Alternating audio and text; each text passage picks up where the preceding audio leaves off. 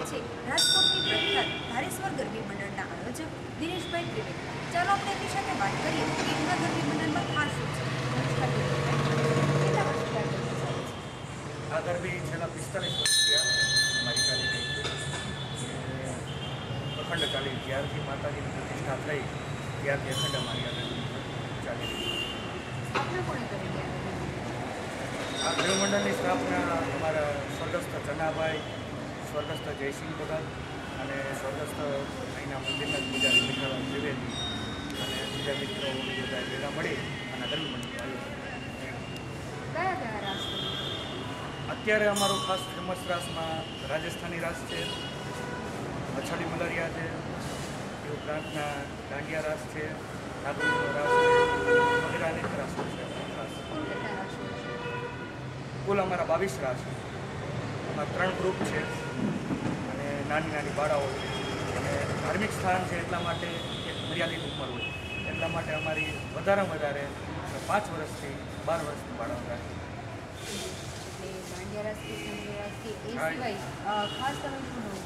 એટલે ખાસ આ રાજસ્થાની રાસ છે અને પંજાબી રાસ.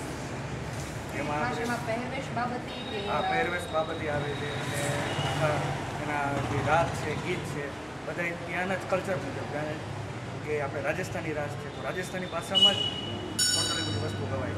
પંજાબી રાસ છે તો પંજાબી ભાષામાં જ એમને બધા શબ્દો અને એમની જે એક્શનનું છે એ બધું એ રીતના છે. કેટલી બાળાઓ? અહીંયા બાળાઓ 62. કેટલા રાસ રોજના અમારે 10 રાસ રજૂ થાય.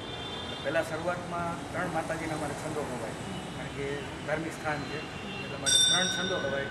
ત્યારબાદ અમે એક્શનવાળા રાસ ચાલુ અને પછી જેવો સમય, કારણ કે અત્યારે તો આમાં પ્રતિબંધિત આવી ગયું 12 વાગ્યા સુધી એટલે જેટલા રાસ થાય પણ કોઈ મિનિમમ 8-10ની આસપાસ રાસ થઈ જાય.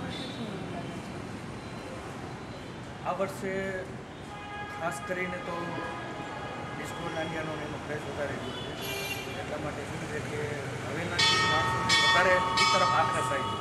તેમ છતાં પણ તોય આપણી રાજકોટની પ્રજા એટલી ધર્મપ્રેમી છે કે ગરબી મંડળને પ્રોત્સાહન મળે છે અને પ્રોત્સાહન મળે છે એટલા માટે આપણા ગરબી મંડળો અત્યારે ચાલુ છે.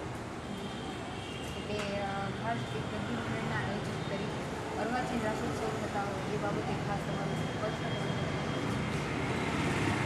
પર્સનલ મારો વિચાર જોઈએ તો ખાસ કરીને પ્રાચીન જે છે આપણી જે પરંપરા છે, આપણી ગરબાની પરંપરા, પ્રાચીન ગરબીને મહત્વ આપવું જોઈએ ખાસ કરીને, જેથી કરીને આપણી સંસ્કૃતિ છે, જે ગરબાના જે હેતુ છે ગરબા લેવાનો એ જળવાય ખાસ કરીને.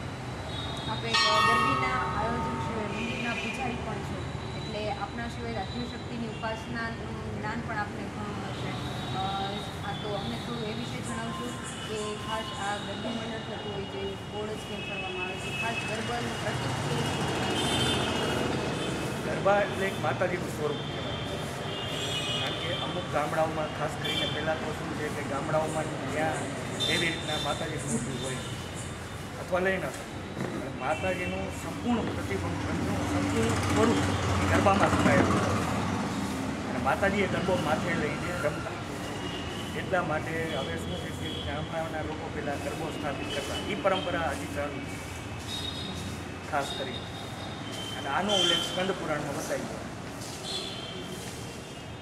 ખાસ ગરબાને એ પ્રતીક તરીકે પણ દર્શાવવામાં આવે છે કે જે સારી ભાવનાઓ હોય એ અંદર મનમાં છુપાયેલી હોય તે પ્રકાશ સ્વરૂપે, પ્રકાશ સ્વરૂપે બહાર આવે છે.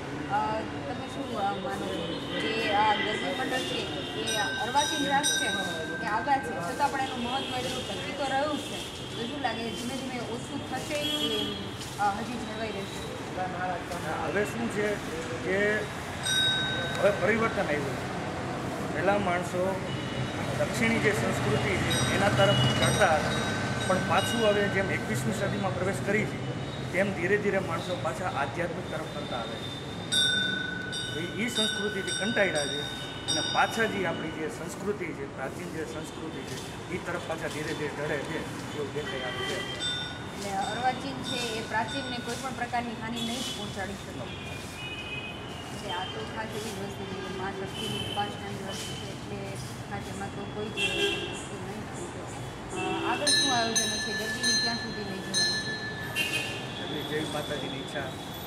લઈ જશું. હજી તો 45 વર્ષથી અમારા અખંડ ચાલે જ છે ગરબી. 45 વર્ષ થઈ ગયા છે. આ વિઘ્નો આવ્યા છે, કારણ કે સારું કાર્ય કરો, ધર્મ કાર્ય કરો, દેવીનું કાર્ય કરો, દેવી પરીક્ષા તો લેવાની જ છે. વિઘ્નો અનેક આવ્યા છે, ઉતાર ચઢાવ આવ્યા છે, તેમ છતાં પણ 45 વર્ષથી આ અમારું સતત આ કાર્ય ચાલુ છે. અને એમાં અમારા બધા કાર્યકરો ભાઈઓ બધા આયોજકો મહેનત કરી રહ્યા છે. આયોજકમાં અમારે કટુકસિંહ રાઠોડ, જયમીનભાઈ જોશી, પ્રદીપ ત્રિવેદી, અભિષેકભાઈ પોપટ અને હું દિનેશભાઈ ત્રિવેદી.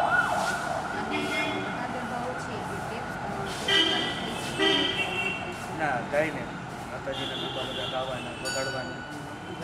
અને ખાસ કરીને અમે પ્રાચીનને જ મહત્ત્વ આપ્યું. કેમ બને પ્રાચીન ગરબા ગવાય એ રીતના જ ગાઈએ. ગાયક વૃંદમાં એક તો હું છું, બીજા અમારા પ્રવીણદાનભાઈ ગઢવી જે રેડિયો કલાકાર છે, પછી રાજેશભાઈ ગઢવી, પછી અમારા સિદ્ધાર્થભાઈ પોપટ જે સંગીતકાર છે અને સારું સંગીત કરાવે છે અને લંડનથી ગયા વખતે પણ લંડન હતા. એમને પણ શ્રદ્ધા થઈ મારે આમાં સેવા આપું, બધા સેવા આપું. પ્રાચીન ગરબીનું આ મહત્વ છે એ આપણે ઘણા વર્ષોથી સાચવી રાખ્યું. અમે શુભેચ્છા આપીએ છીએ કે સતત આગળ વધારતા રહો.